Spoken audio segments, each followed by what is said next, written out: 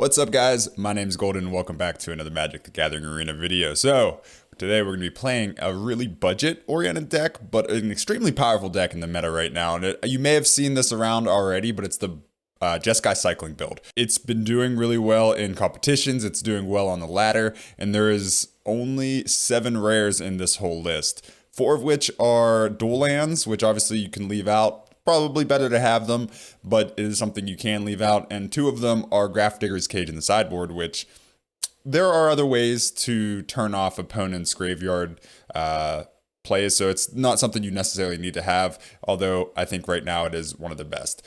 We are also running Lurrus. That's the only rare that I think is probably 100% necessary, although you can get around without it. You don't need to have Lurrus as your companion. It's really just there as a way to kind of refill whenever you empty out your hand, if you run out of steam, but it can be something that can keep you in the mid to late game. So if you're in the higher ranks, if you're starting to get up there, Lurrus is something that I would definitely try to craft and include. You only need 1 of, and it's only a rare. It's not even a mythic rare, so it's not that expensive.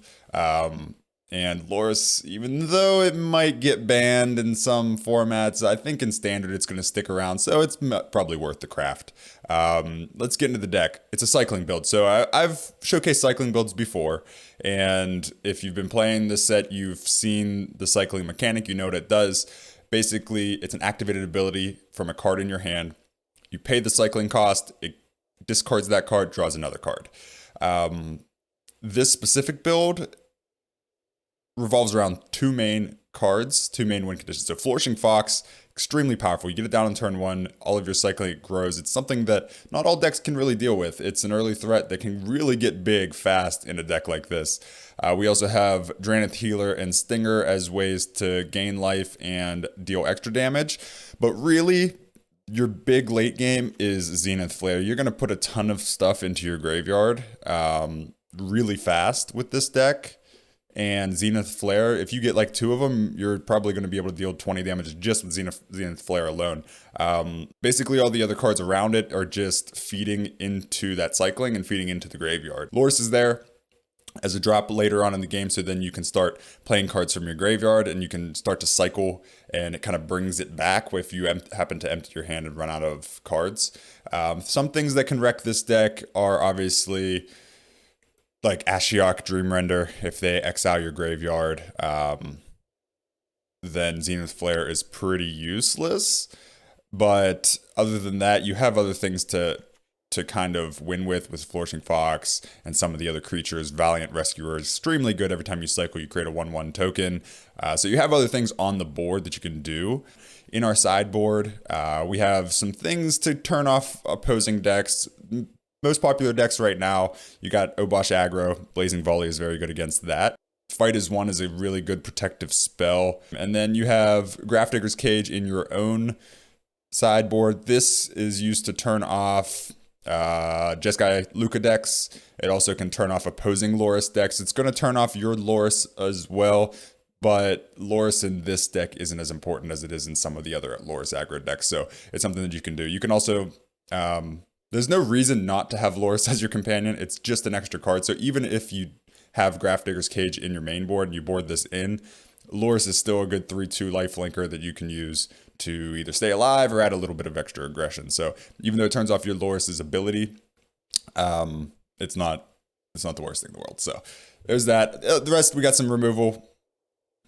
Apostle of Purifying Light, which protection from black, and you can use to get rid of cards from your opponent's graveyard, and that is very, very good right now, unsurprisingly, with all of the Urian decks, all of the Elspeth Conquers Death, all of that going around on the ladder. This card is really good. So there's the deck. I have not play tested it yet. I've played against it, but I haven't played with it yet, and we're going to get into some gameplay, so enjoy. One thing, we do have a memory leak. It has black, and we don't run any black mana, so you're not going to ever be able to cast this, but it's just another 1 mana cycling. That just shows how powerful the cycling abilities are and how important it is to this deck.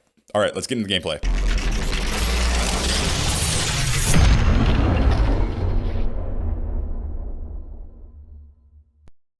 Okay, let's see.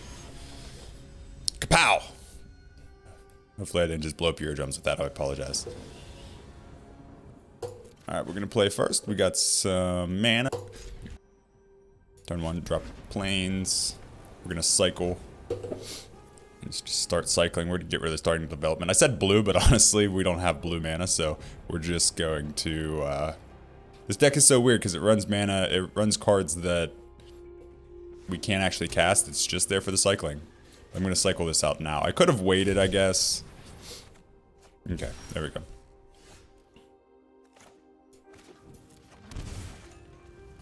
I'm going to drop the Stinger on the board. It'll start dealing damage. And then we're just going to start cycling cards. I could drop the second Stinger and then cycle one. We have a Zenith Flare in our hand. That's very, very important.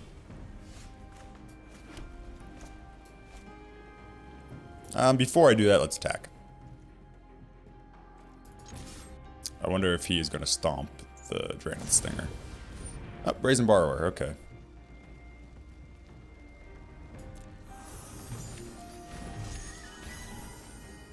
I could save the Go for Blood to take out the Brazen Borrower, but it's not worth it. We're just going to keep cycling.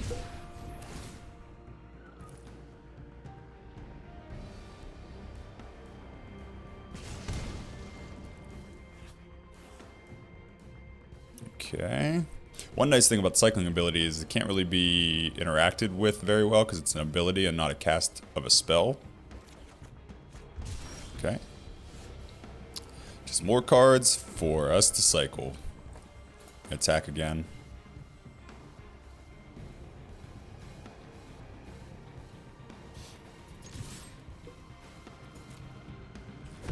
Deal some damage. I'm gonna drop the Stinger here.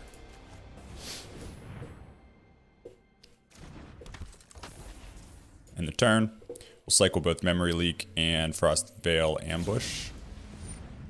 We'll do it now. Let's get as much damage as we can.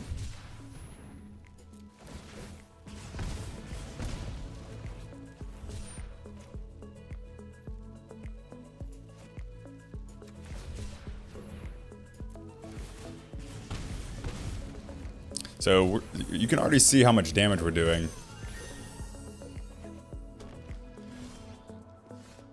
We haven't even gotten to the fun parts yet. I'm going to attempt to drop... Well, let's attack again first.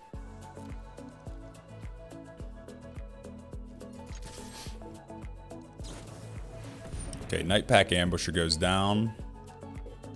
So he's going to block that out.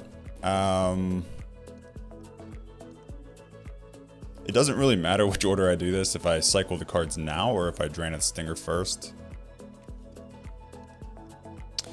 I mean, I do have Zenith Flare to take out the Ambusher. This might not be the correct play. Not really sure. I'm gonna pay for that.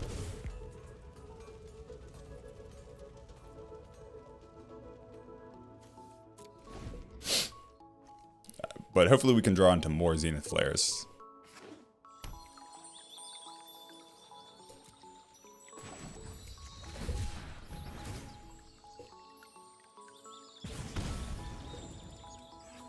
The Stingers are doing a lot of damage though, so it's not the worst thing.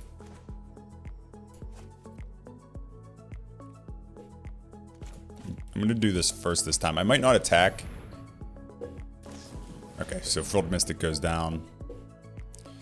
That is fine.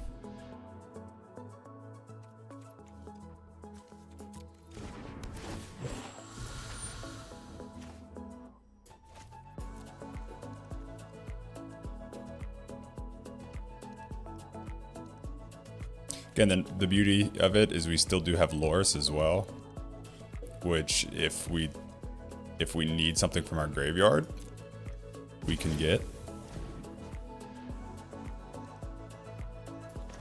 Drop the Valiant Rescuer. Now this...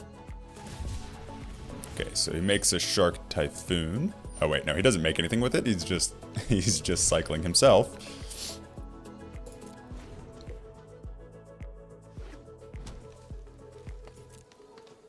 Okay, we're gonna make the Fox a little bigger. Zenith Flare. Good. We get another Fox. I'm gonna pay.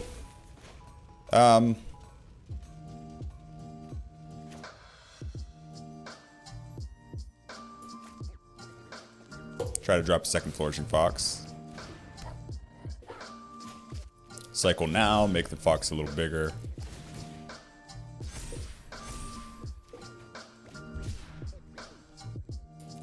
Gonna attack.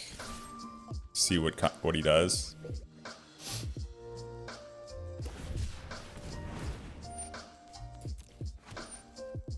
Okay, so he'll block out the Fox.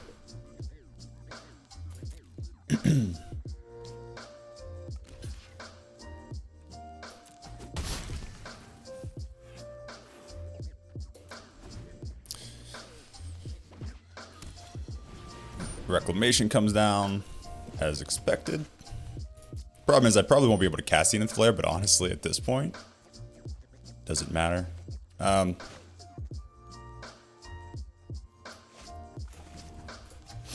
Cycle now.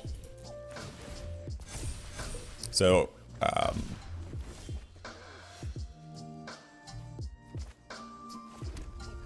Brazen Borrower is bad. Like that's something that's not good for us. All right, we're gonna but we can do a lot of damage here.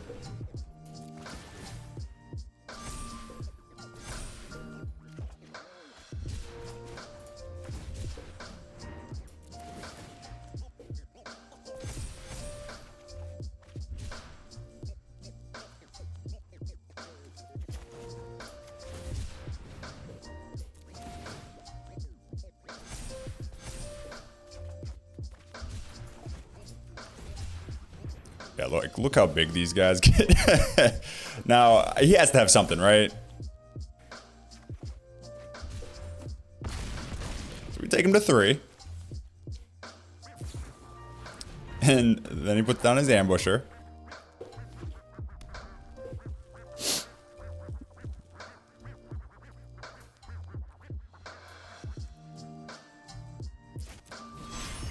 Garuga goes down. He'll untap probably with a counter, so I don't know if Zenith Flare is going to matter.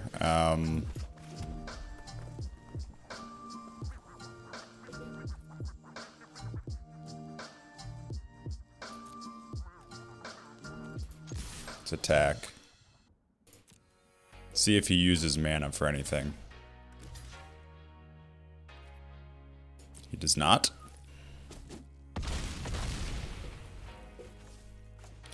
I'm going to attempt to play another Flourishing Fox. Try to bait out a counterspell. Oh, wait, actually. Okay, let's wait and see if he taps out. Flame Sweep. Expansion. And we're going to Zenith Flare. Now that he's tapped out. There it is. We take out one of those, like this deck for being so cheap is so good. I like it. I like it. All right, we're gonna get to another one.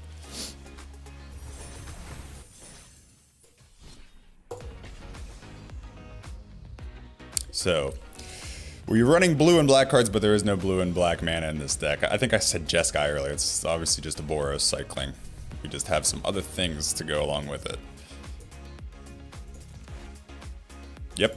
Turn 1 Flourishing Fox, I am on board. Like, Drannith Stinger is good to get down on the board, I guess. Especially in a creature-based build, but if it's not a creature-based build...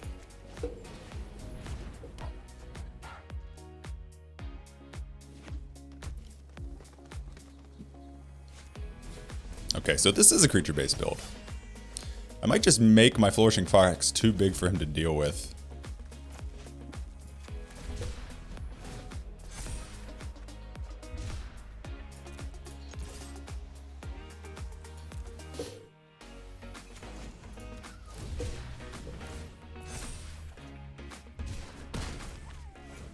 Okay, so now it's a 3/3.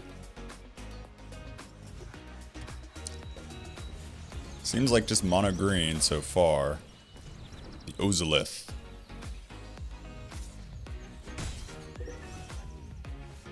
Neato. I am gonna put the Stinger down, actually.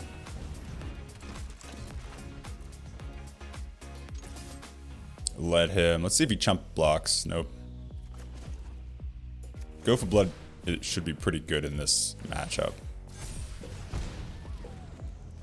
To actually use it. And Lurrus might come in as well, because we're gonna be casting these.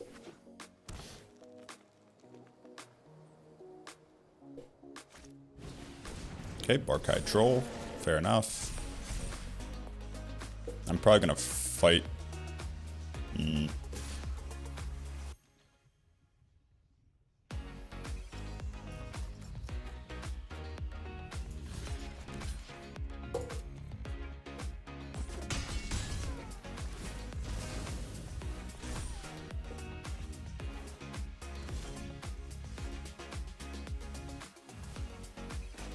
All right.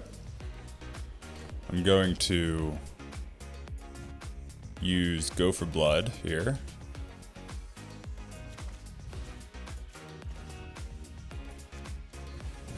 To fight those.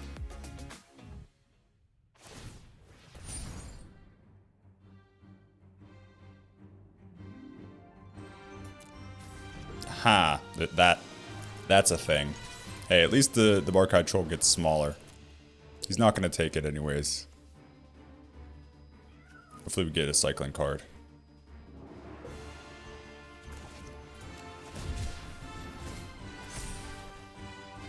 Perfect. Man, Flourishing Fox, pretty good in this deck. So we have him down to 6. We can just win with Zenith Flare at this point.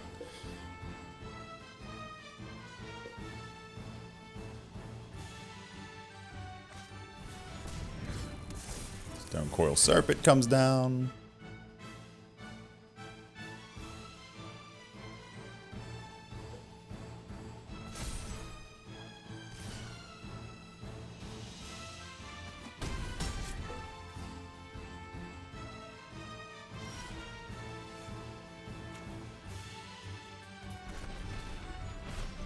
Guess that just Zenith Flare's face.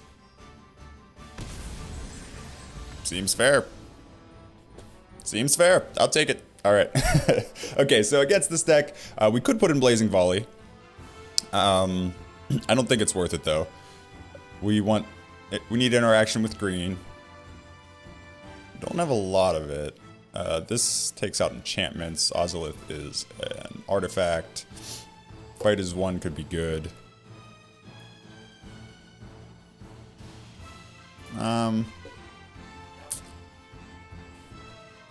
I'm actually just gonna run as is. Okay, yeah, let's just run the same and see if there's anything else. We don't have any really green interaction here. There is stuff that could be added to kind of go against this deck, but this, I think we have a good matchup against this anyways.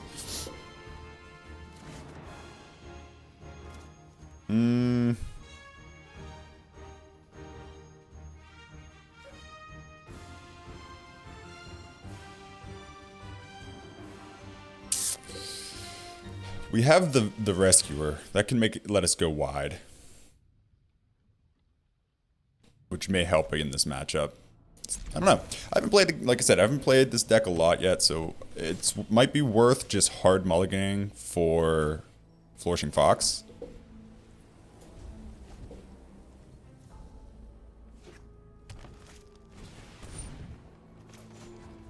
Just gonna cycle. See if I can get like a Flourishing Fox in my hand.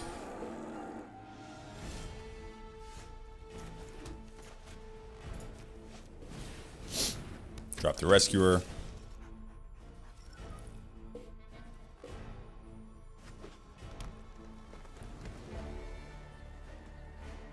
See if he attacks. I'm gonna let it through, but he may not attack just because he doesn't want to lose the Barkai Troll. That is a pretty important card for him.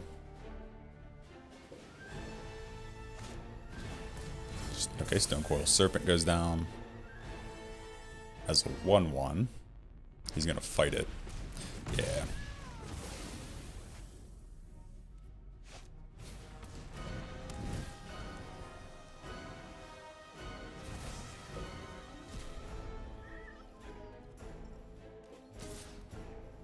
Okay, fair enough. Time to just start cycling the crap out of stuff.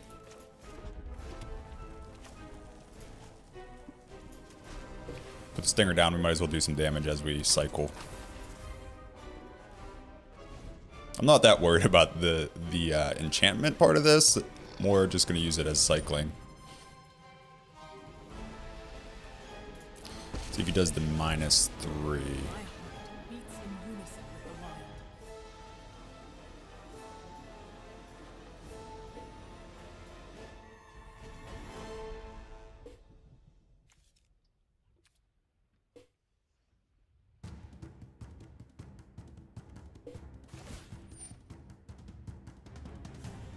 Nope, just putting counters on. Get out of the way if I were you.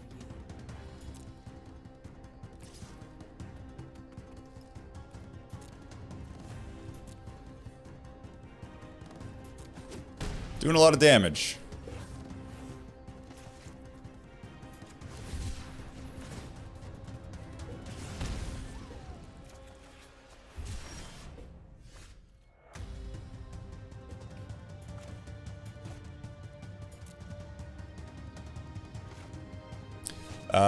Okay. Honestly, it's probably just worth cycling through.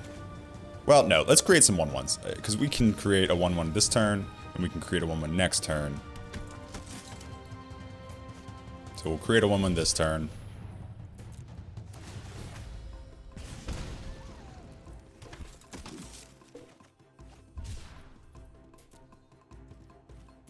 Take Vivian down to 3, so the minus will kill it. I'm a survivor.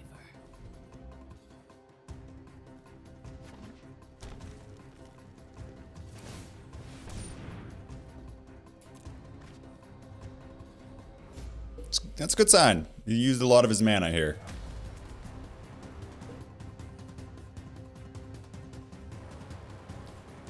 We also have Lurrus. If he pluses Vivian...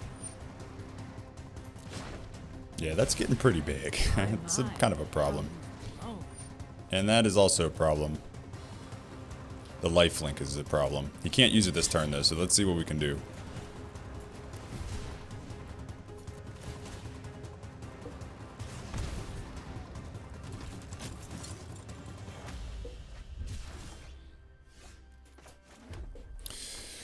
All right, 3, 4, 5, 6, 7. So,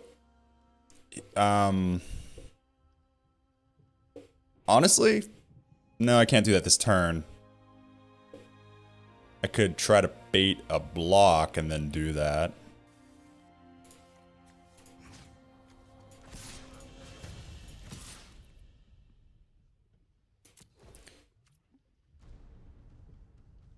See what happens.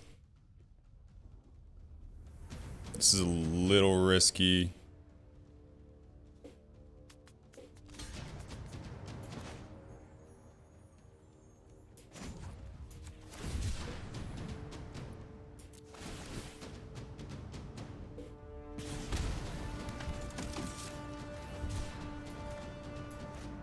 So, oh, the hexproof. Shit.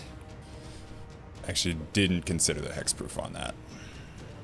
Oh, he needs to pay 1. All right, good. He needs to pay 1 to be able to do that.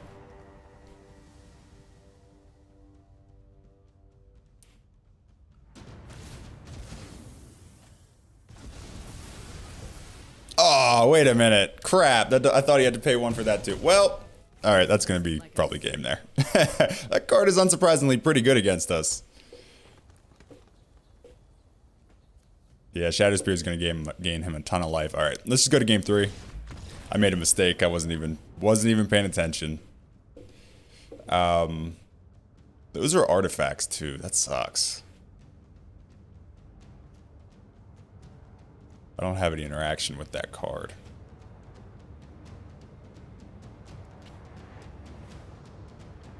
I'm gonna put a Fight as 1 in. Take one of those Footfall Craters out. Okay.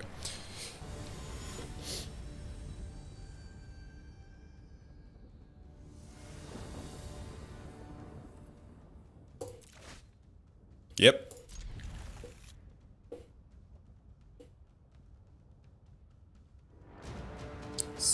we're going first. So turn 1 Flourishing Fox. He shouldn't have anything to interact with turn 1 Flourishing Fox. And then turn 2, we'll be able to double cycle, make Flourishing Fox a 3/3. Okay.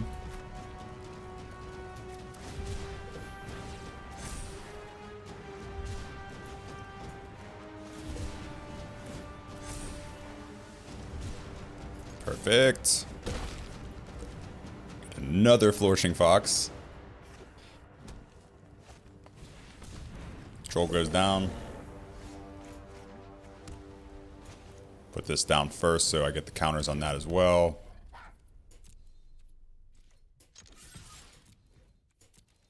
I'd say I doubt he'll block, but hey, you never know.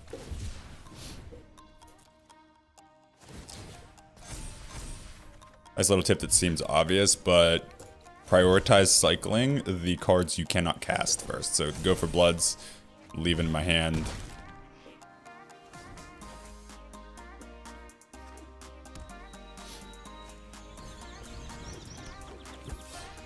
Yep, that was enough. It was so aggressive with Flourishing Fox, just getting huge, especially the creature-based matchup. That was enough.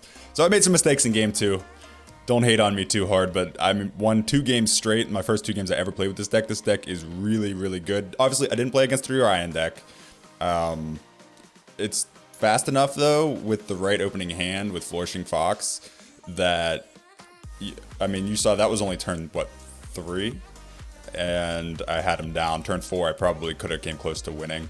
Even if they're going to wipe your board, then you have Zenith Flare that can do a lot of damage at the end, so you can just cycle through really fast and then Zenith Flare. It's a really, really good deck. It's really, really powerful, and it's really, really cheap. If you want to climb the ladder fast without putting money into the game, this is a good one to do it. So hopefully you enjoyed the game. Consider subscribing to the channel. It helps out a lot. And you can come hang out with me some more. I can hang out with you. Jump into the Discord as well. There's a link below, and there's a lot of people in there. We can share deck ideas, bounce some ideas, just BS and stuff like that. So thank you guys. I'll see you next time.